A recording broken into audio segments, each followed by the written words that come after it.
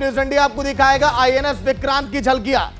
INS Vikrant जो दुश्मनों के मंसूबों पर पल भर में पानी फेर सकता है, और ताकत और उसकी क्षमता जानकर आप भी दंग रह जाएंगे, हैरान रह जाएंगे।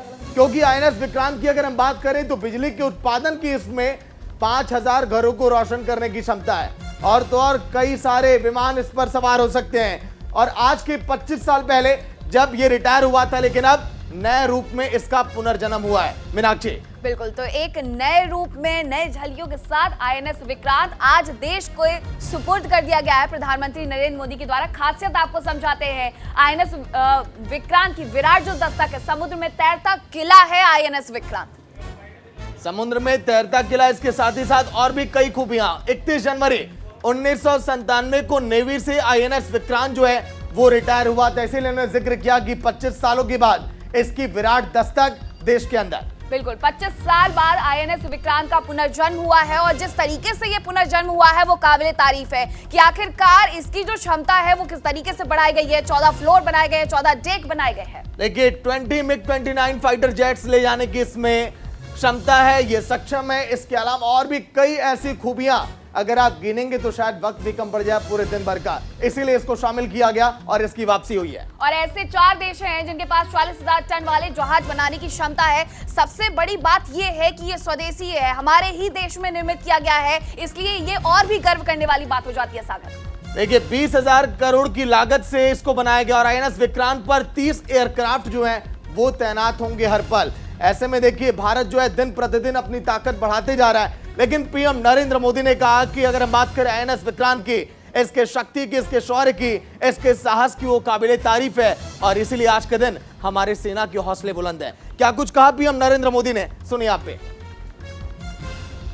आजादी के अमृत महोत्सव का अतुलनीय अमृत है विक्रांत।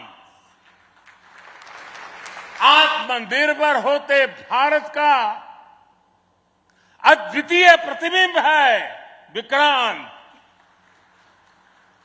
ये हर भारतीय के लिए गर्व और गौरव का अनमोल अवसर है। ये हर भारतीय का मान, स्वाभिमान बढ़ाने वाला अवसर है। मैं इसके लिए हर एक देशवासी को बधाई देता हूं। साथियों, आज 2 सितंबर 2022 की ऐतिहासिक तारीख को इतिहास बदलने वाला एक और काम हुआ है। आज भारत ने गुलामी के एक निशान, गुलामी के एक बोझ को अपने सीने से उतार दिया है। आज से भारतीय नौसेना को एक नया ध्वज मिला है।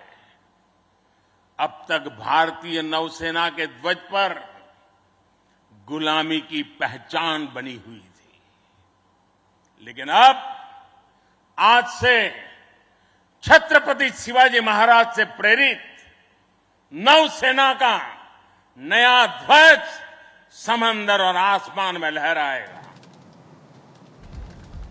और अधिक जानकारी के साथ हमारे सहयोगी गौरव मिश्रा जुड़ चुके हैं। गौरव, जिस तरीके से आईएनएस विक्रांत ने विराट दस्तक दी है, गर्व करने वाली बात है। आज कह सकते हैं, जो प्रधानमंत्री हमेशा कहते हैं सीना चौड़ा हो गया, आज देश का सीना चौड़ा हुआ है।